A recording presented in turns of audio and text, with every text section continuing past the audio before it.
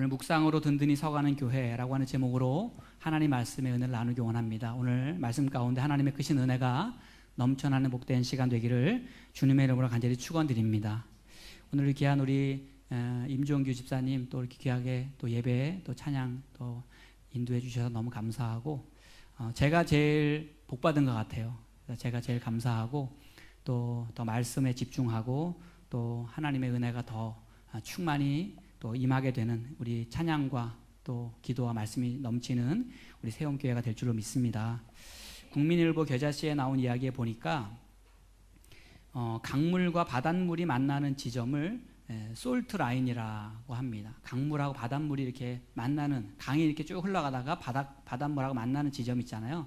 그것을 이제 솔트 라인이라고 하는데, 이 솔트 라인은 강수량에 따라서 수시로 이제 변한다고 해요. 그래서 비가 많이 와가지고 이제 강물의 양이 많아지면 강물에 이제 그 힘이 많아져가지고 그 솔트 라인이 바다 쪽으로 이제 밀려가고, 또 가뭄이 들어가지고 비가 적게 와서 이제 강물의 양이 적어들면 이제 솔트 라인이 그 강 쪽으로 더 밀려 올라와가지고 이제 강 쪽으로도 형성이 되고, 그래서 강으로 올라와서 형성되기도 하고 바다 쪽으로 들어가기도 하고, 그런 일들이 일어난다라고 하는 거예요. 저는 그 얘기를 들으면서 우리 신앙생활에도 그런 솔트 라인과 같은 일들이 일어나겠구나. 사실 우리의 매일의 삶 속에 우리는 하나님께 속한 삶이 되어야 됩니다. 우리의 매일의 삶이 예수님 안에 거하는 삶이 되어야 되고, 성령님께 붙잡히는 삶이 되어야 되고, 하나님의 뜻 가운데 거하는 삶이 되어야 되고, 우리의 언어, 우리의 생각, 우리의 삶의 계획, 우리의 모든 행실이 하나님의 자녀로서 영광 돌리는 삶이, 그러한 삶의 영역들이 우리 삶 가운데 확장이 되어 나가야 되거든요.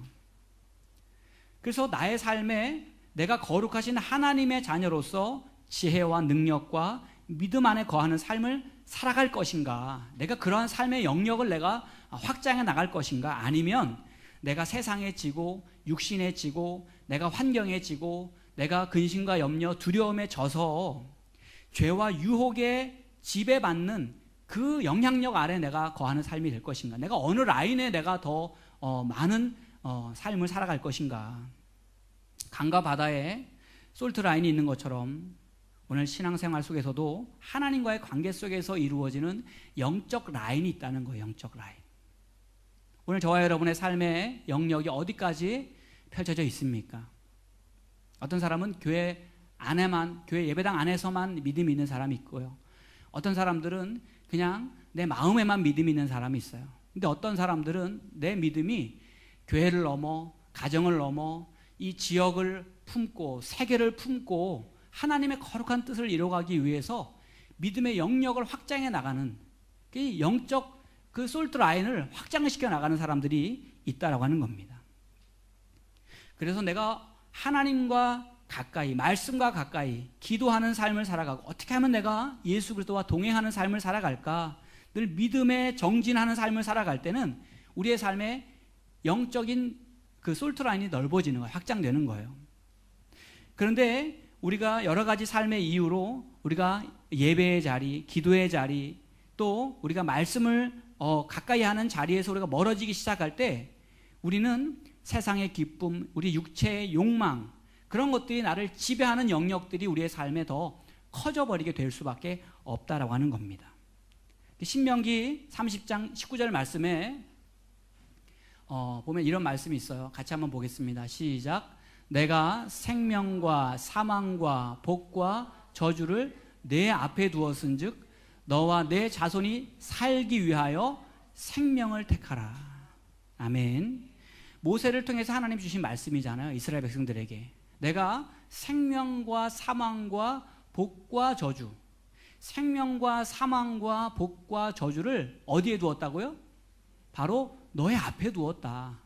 그렇기 때문에 너와 내 자손이 살기 원하거든 뭐를 택하라? 생명 되신 하나님을 택하라. 우리의 삶의 영적 라인을 우리가 만들어가는 그러한 영적인 의지, 믿음의 의지, 거룩한 의지, 그런 하나님을 향한 그 믿음의 선택, 그것들이 우리의 삶 속에서 계속해서 이루어져야 되네요. 그랬을 때 우리의 삶의 믿음의 영역들이 확장되어 나가는 겁니다. 그랬을 때 하나님께서 우리의 삶에 사망을 이기고 생명이 주장하는 삶을 살게 하시고 저주와 죽음과 모든 삶의 문제와 두려움이 떠나가고 하나님의 복과 하나님의 은혜와 하나님의 영광이 우리 가운데 임하는 생명력 있는 삶을 살도록 하나님께서 우리의 삶을 인도해 주신다라고 하는 거예요. 성경에 보면 그렇게 철저하게 영적인 그 솔트 라인, 거룩한 삶을 유지하면서 하나님 편에 서서 세상과 타협하지 않고 하나님의 구원 사역을 위해서 일하신 분이 계신데 그분이 바로 누구냐면 예수 그리스도예요. 예수님이에요. 예수님은 십자가 위에서 물과 피를 다 쏟으시고 돌아가시면서 마지막에 하신 말씀이 다 이루었다. 다 이루었다 말씀하셨어요. 예수님이 이 땅에 오셔서 하나님의 뜻을 이루시고 그리고 하나님 아버지께서 바라시던 일들을 다 이루셨어요. 근데 그 생애가 33년 짧은 생애, 그리고 실제로 공생애의 시간은 약 3년밖에 되지 않아요. 그 3년 정도밖에 되지 않는 그 제한된 인생을 살아가셨으면서 어떻게 그렇게 하나님의 뜻을 다 이루었다, 자신 있게 내가 말하고 이 세상을 떠날 수 있는 그러한 삶을 사셨을까? 오늘 말씀을 보니까 그렇게 될 수 있었던 가장 중요한 이유 중에 하나는 뭐냐면 예수님은 성령 안에서 말씀을 입고 오신 분이기 때문에 그래요. 말씀을 입고 오신 분. 예수님은 그 말씀을 입고 오셔서 그 말씀을 따라 살아가셨기 때문에 그렇게 삶을 살아갈 수 있었다라고 하는 겁니다. 그래서 오늘 말씀을 한번 보시면 14절 말씀 한번 같이 한번 보겠습니다. 시작. 말씀이 육신이 되어 우리 가운데 거하심에 우리가 그의 영광을 보니 아버지의 독생자의 영광이요 은혜와 진리가 충만하더라. 아멘. 예수님은 말씀을 입고 이 세상에 오셨어요. 인간의 몸으로 태어나셨지만 그분은 하나님의 말씀을 입고 오신 분이에요. 그리고 예수님은 겟세마네 동산에서 기도하실 때 이렇게 기도했어요. 아버지여, 만일 아버지의 뜻이거든 이 잔을 내게서 옮기시옵소서. 그러나 내 원대로 마옵시고 아버지의 원대로 되기를 원하나이다. 아버지의 뜻대로, 하나님의 뜻대로 되기를 원한다. 철저하게 하나님 말씀 중심, 철저하게 하나님 말씀 중심으로 끝까지 살아가셨던 분이 바로 예수님이시라고 하는 겁니다. 수많은 세상의 유혹 속에서도 타협하지 않고 유혹당하지 않고 죄와 욕심을 따라 살아가는 세상의 유행과 문화와 거기에 자신을 더럽히지 않고 하나님의 뜻을 남김없이 다 이루시는 삶을 살 수 있었던 것은 철저하게 하나님의 말씀이 그 가운데 임하시고 말씀을 철저하게 붙들고 살아가셨기 때문에 예수님은 일평생 하나님의 말씀을 온전히 이루시는 삶을 사셨다라고 하는 거예요. 오늘 저와 여러분의 삶이 하나님의 말씀으로 채워지기를 소망합니다. 하나님의 말씀을 붙들고 하나님의 말씀에 선하시고 기뻐하시고 온전하신 뜻이 무엇인지를 알고 이루어가는 축복의 삶이 되시기를 주님의 이름으로 간절히 축원을 드립니다. 저는 우리 교회가 추구해야 할 것 중에 저는 올해 가장 중요하게 생각하는 것이 예배예요. 예배 중에 하나님의 말씀을 우리가 더 깊이 묵상하자. 제가 교회를 개척하고 이제 사실은 올해가 이제 첫 번째 해라고 생각을 합니다. 우리가 이제 작년 9월에 우리가 교회를 세웠지만 올해가 이제 새해다, 그런 생각으로 사역을 시작해요. 하나님께서 교회를 개척하면서 세 가지 붙잡아야 될 그런 것들을 생각나게 하셨는데 첫 번째가 예배, 두 번째가 우리가 예수님을 닮은 제자가 되는 것, 세 번째는 우리가 하나님의 나라를 아름답게 세워가는 그리스도의 증인된 삶을 살아가는 그러한 삶을 하나님께서 우리 교회를 통해서 이루시기 원하신다. 그런 마음을 주셔서 우리가 그 중에 가장 먼저 세워가야 할 것이 예배인데 예배에는 공적 예배가 있고 개인적인 예배가 있잖아요. 우리 주일 예배에 정말 함께 모여서 뜨겁게 찬양하고 기도하고 하나님의 말씀을 구하고, 공적 예배는요 가장 기본적인 예배예요. 우리가 하나님 앞에 나올 때 하나님은 이미 예비하신 은혜를 예배 가운데 부어주십니다. 예배 가운데 우리가 하나님을 만나고 예배 가운데 우리가 하나님의 음성을 듣고 예배를 통해서 우리가 하나님을 기뻐하면 하나님께서 그 예배하는 자를 통해서 하나님이 역사하셔요. 그 예배가 여러분 형식이 되면 안 되고 예배가 살아있어야 됩니다. 예배가 기대가 되어야 됩니다. 예배가 사모하는 마음이 되어야 돼요. 그리고 우리가 또 한 가지 우리가 정말 잘해야 될 것이 있는데 그게 뭐냐면 가정이나 내 개인적인 삶에서 하나님과 만나는 시간들이 있어야 된다는 거예요. 오늘날 한국교회의 가장 큰 문제는 뭐냐면 주일에 우리가 예배하는 그 주일 신앙들은 있지만 개인적인 예배의 자리가 빈약해져 가고 있다는 거예요. 개인적인 예배. 개인적으로 하나님 만나는 자리. 그래서 올 한 해 우리 교회는 묵상으로 든든히 서가는 교회라고 하는 주제를 가지고 올 한 해 달려갑니다. 한번 같이 한번 따라 하실까요? 묵상으로 든든히 서가는 교회. 말씀 붙들고 가자는 거예요. 말씀 붙들고. 다니엘서에 보면은 다니엘과 그 친구들의 이야기가 나오는데 바벨론이라고 하는 나라에 어려서부터 포로로 붙들려 갑니다. 어려서부터 붙들려 가지고 왕궁에서 이제 생활을 하는데 마음의 여유도, 생활의 여유도, 신앙생활의 편안함도 없었어요.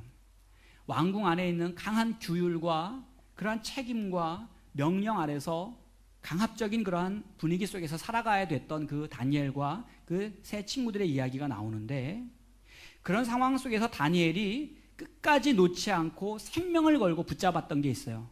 그게 뭐냐면 그게 바로 하나님의 말씀이에요. 말씀. 그것이 바로 개인적인 예배 생활이에요. 여러분 예배할 수 없는 곳, 예배하고 싶어도 하나님 앞에 나아갈 수 없는 그런 상황 속에서 다니엘은 다니엘서 1장 8절에 보면은 뜻을 정했다. 그 뜻은 어떤 뜻인가 하면 하나님의 말씀에 내가 합당한 삶을 살아가리라. 하나님이 말씀이 내가 원하시는 삶을 살아가리라. 뜻을 정했다는 거예요. 세상이 원칙이 아니라 자기 출세와 영광을 위해 필요한 그러한 방법이 아니라 하나님 말씀 안에서 발견한 하나님의 뜻, 하나님 말씀 안에서 발견한 하나님의 삶의 원리, 그것을 붙잡는 인생이 되었을 때 하나님께서는요 다니엘에게 지식을 더하시고 지혜를 더하시고 그의 삶을 하나님께서 세우시고 높여주셨어요.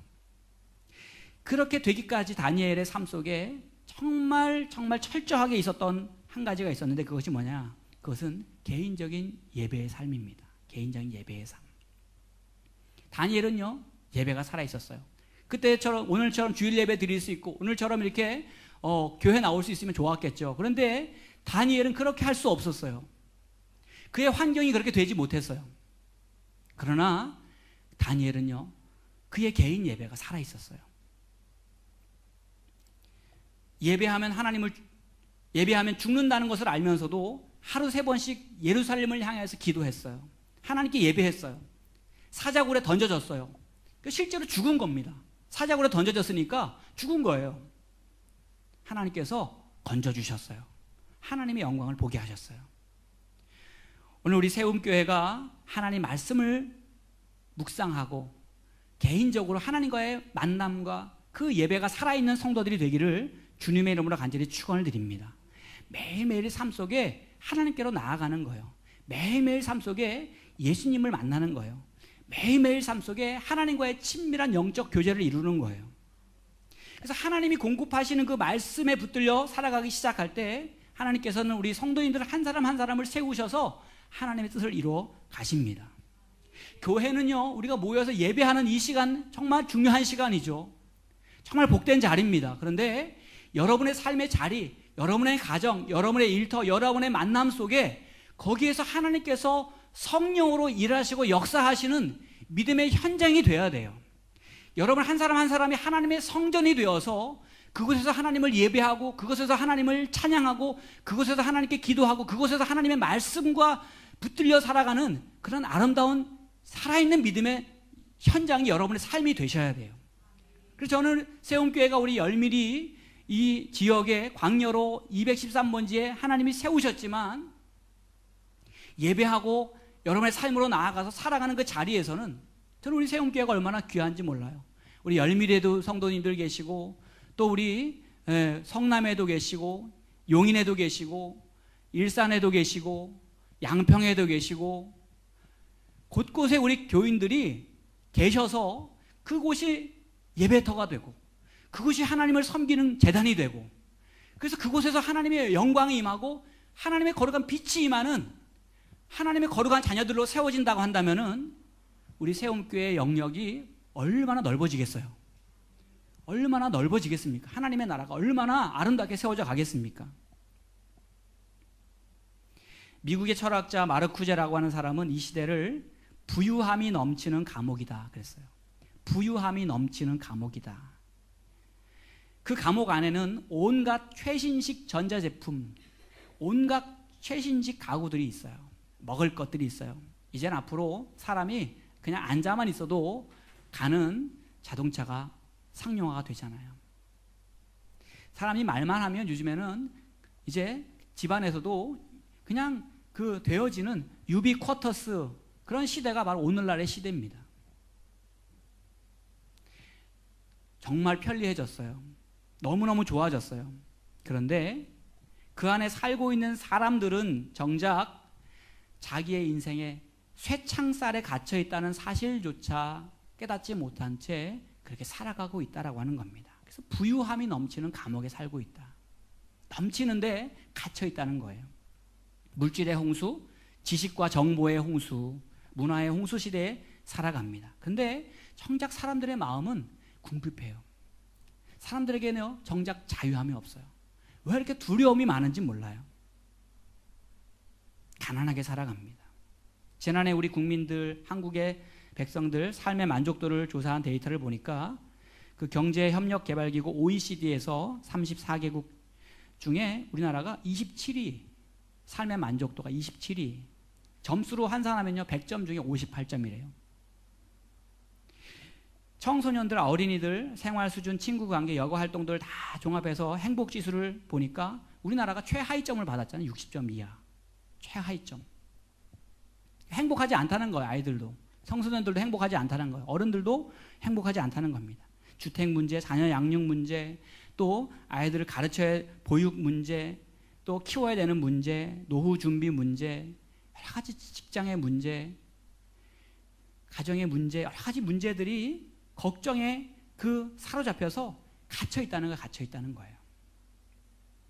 물질적으로는 풍요로워졌고 생활은 편리해졌지만 마음은 행복하지 않다는 겁니다.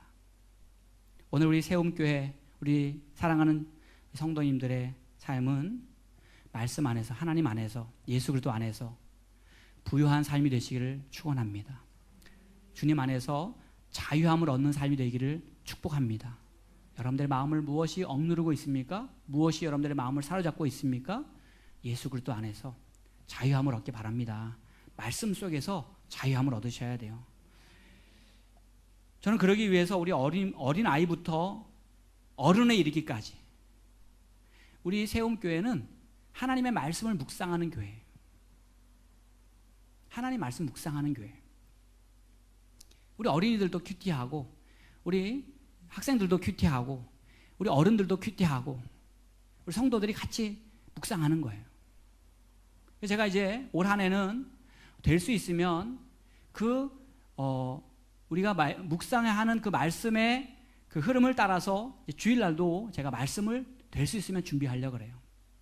다 그렇게 맞출 수는 없겠지만 될 수 있으면 그렇게 가요. 새벽 예배도 그렇게 가요. 좀 따라가진 하지만 거의 그렇게 가요. 쫓아가요. 왜냐하면 우리 성도들이 주일에 같이 예배하고 나눈 말씀들 그 주제를 가지고 돌아가서 집에서도 그 말씀 묵상하고 그리고 새벽 기도에도 그 말씀 묵상하고 우리 교회가 한 비전으로 하나의 말씀의 그 꿈을 가지고 나아가자. 그래서 묵상으로 우리가 흩어져서 말씀을 나누지만 그 말씀으로 우리가 하나가 되자. 하나님의 뜻 가운데 우리가 하나가 되자. 정말 우리 어린 아이부터 우리 어른까지 우리가 하나님 말씀을 붙들고 하나 되어서 우리가 나아간다면요, 하나님께서 우리를 통해서 얼마나 멋지게 일하실까. 이미 하나님께서 그 일을 시작하신 줄로 믿습니다.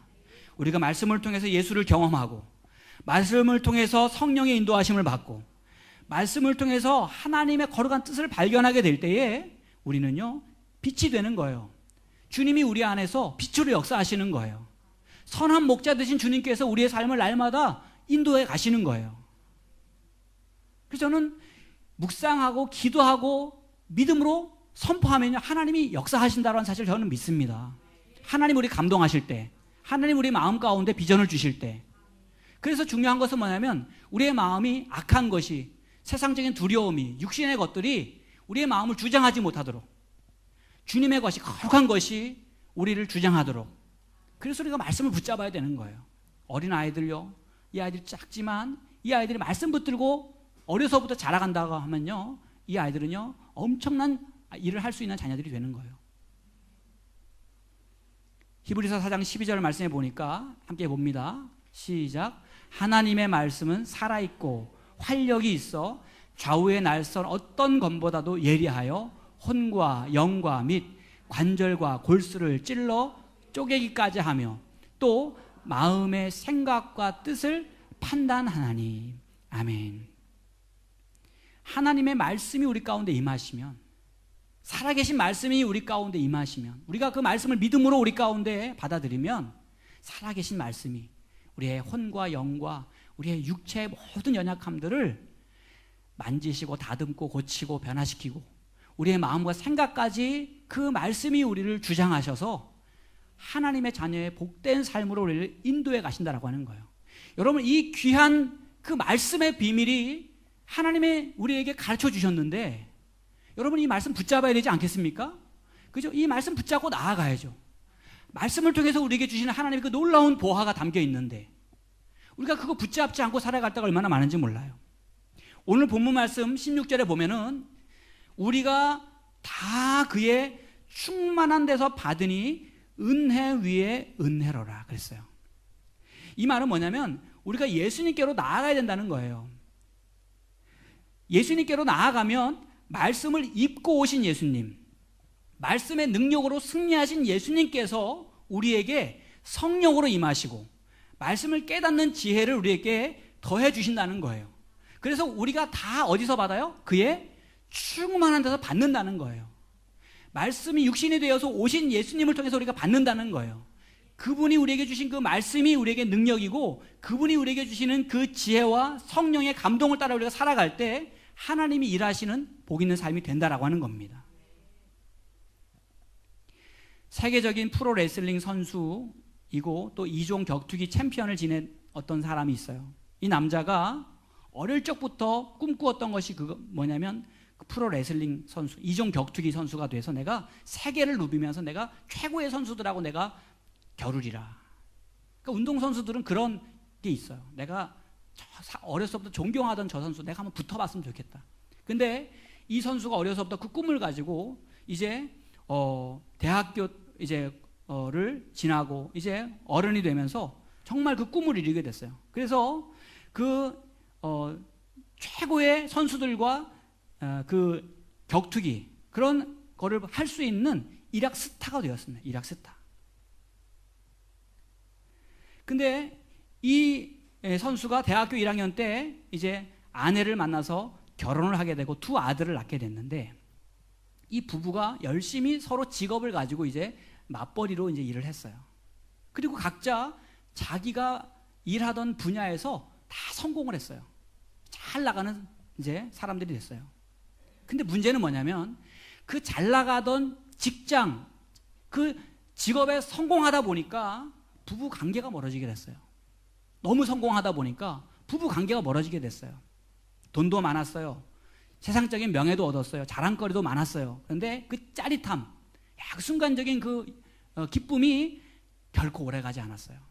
결혼이 11년 차가 됐을 때 부부간에 그 쌓였던 문제가 이제 폭발을 하게 됩니다. 그래가지고 이제 그 이혼 이제 절차를 밟고 이제 이혼을 하려고 이제 그렇게 막 이제 그 변호사를 찾고 막 그런 이제 방법을 구하고 있는데 이분들이 교회를 안 다녔던 분들이 아니에요.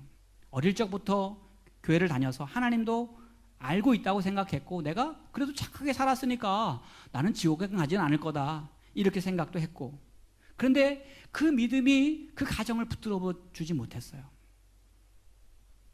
그 문제가 쌓이고 쌓여서 최고조에 달했을 때 어느 날 그 아버지, 그 선수의 아버지로부터 전화 한 통이 걸려옵니다. 그 아버지가 하는 말이, 야, 오늘 같이 한번 교회 가자. 그러는 거예요. 교회 같이 가자. 그 아버지가 예전에도 교회 가자는 얘기를 몇 번 했었는데 그때마다 거절하고 그랬는데 교회 가가지고 2-3시간씩을 그냥 이렇게 보내는 것이 너무너무 이제 시간을 허비한다고 생각된 거예요. 또 바빴고. 근데 그날따라 내가 뭐 손해볼 게 있나 하는 마음이 들어가지고 아내와 함께 교회를 가기로 결심을 하고 예배에 참석하게 된 거예요. 근데 그날 가가지고 예배를 드리고 이제 목사님 말씀을 듣는데 정말 놀라운 게 뭐냐면 그날 주시는 그 말씀이 그 한마디 한마디가 다 자기 얘기를 하고 있는 자기에게 주시는 말씀인 거예요. 은혜 받는 징조가 뭐예요?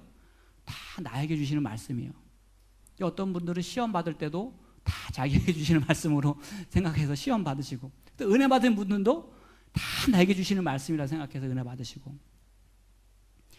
근데 여러분, 강단에서 선포되는 말씀이, 그분의 고백이 그래요. 내 피부를 뚫고 들어왔다. 내 심장을 움켜쥐는 듯한 느낌을 받았다. 그 말씀이 선포될 때. 말씀을 듣는데 눈물이 앞을 가리고 막 당황하고 있는데 슬쩍 아내를 봤대요. 그랬더니 그 부인도 같이 이제 울면서 이제 예배를 드리고 있었던 거예요. 하나님이 은혜를 주셨어요. 말씀을 통해서 하나님이 그 마음을 만져주신 거예요. 얼마 후에 그 부부는 교회에 가서 정식으로 내가 예수 그리스도를 영접하겠습니다. 교회는 예전부터 다녔지만 예수님을 진정으로 영접하겠습니다. 기도를 받고 믿음 생활의 새로운 출발을 시작하게 됩니다. 놀라운 것은 뭐냐면요, 정말 앞이 보이지 않을 것 같았던 삶의 문제, 정말 답이 없을 것 같았던 문제들을 하나님이 하나하나 다뤄주시기 시작하더래요.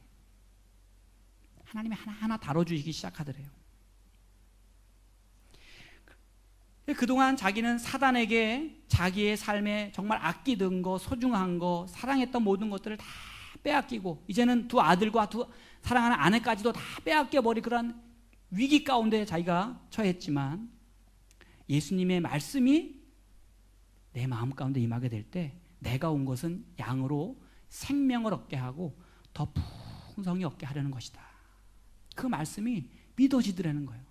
내가 온 것은 양으로 생명을 얻게 하고 더 풍성히 얻게 하려는 것이다. 요한복음 10장 10절 말씀이잖아요. 그 말씀이 믿어지더라는 거예요. 하나님의 은혜를 발견하게 되고, 그래서 정말 그 말씀 앞에, 그 예수님의 그 은혜 앞에, 하나님의 사랑 앞에 무릎 꿇을 줄 아는 인생이 되기 시작했다는 겁니다. 하나님께서 수십 년 동안의 그 잘못, 그리고 실수, 그리고 수많은 죄 가운데서도 자기를 만나 주셨다는 사실, 자기를 찾아와 주셨다는 사실, 내 손을 붙잡아 주셨다는 사실, 정말 쓰레기 같은 그런 마음들로 가득한 내 마음의 때를 주님이 그 십자가의 그 보혈로 벗겨주셨다는 사실에 너무너무 감격해서 그때부터 이제 순종하는 사람이 되었다는 거예요. 그 사람이 바로 2003년, 2005년에 WEC 슈퍼 헤비급 챔피언을 지냈던 론 워터맨이라고 하는 사람입니다. 론 워터맨이라고 하는 사람. 여러분,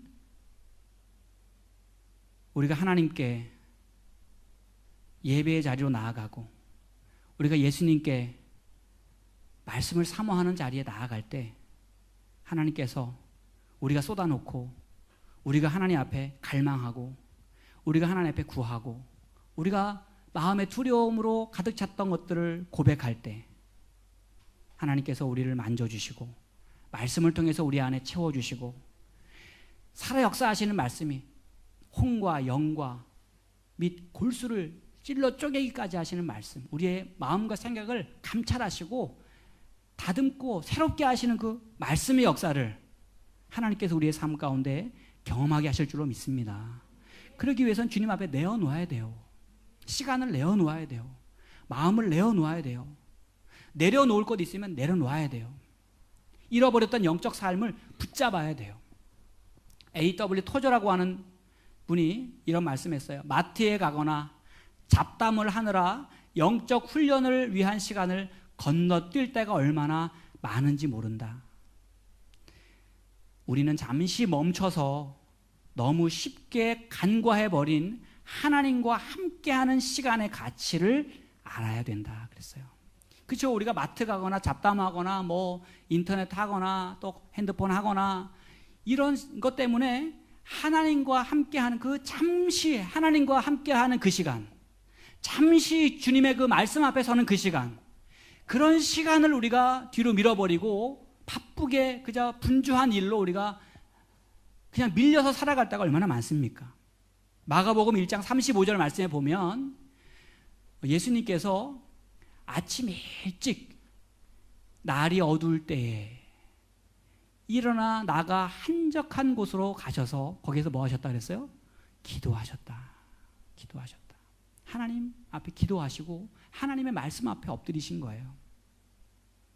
여러분, 우리의 삶의 풍요와 안락이 우리를 행복하게 만드는 것이 아닙니다.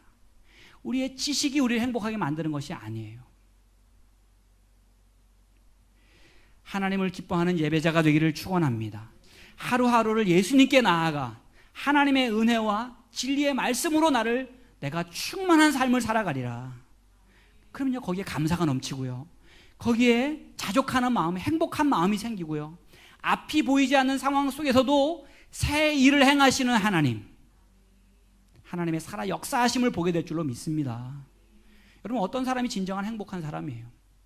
하나님의 구원을 매일매일 말씀 통해서 말씀 붙들고 나아가다가 하나님의 구원이 날마다 내 삶 가운데 경험되어질 때, 말씀을 통한 승리가 날마다 경험되어질 때, 이게 진짜로 행복한 겁니다. 그래서 신명기 33장 29절 말씀 함께 봅니다. 시작. 이스라엘이여, 너는 행복한 사람이로다. 여호와의 구원을 너같이 얻은 백성이 누구냐? 그는 너를 돕는 방패시오 내 영광의 칼이시로다. 내 대적이 내게 복종하리니 내가 그들의 높은 곳을 밟으리로다. 아멘. 여러분, 매일매일 하나님의 말씀 안에서 인도함을 받고 순종하다가 하나님이 이루시는 구원의 능력, 하나님이 주시는 그 승리의 경험을 우리가 누리고 있다면요, 그게 진짜 행복한 인생인 거예요. 그게 진짜 행복인 거예요. 그리고 내가 이 순간 내게 맡겨진 사람들을 사랑하고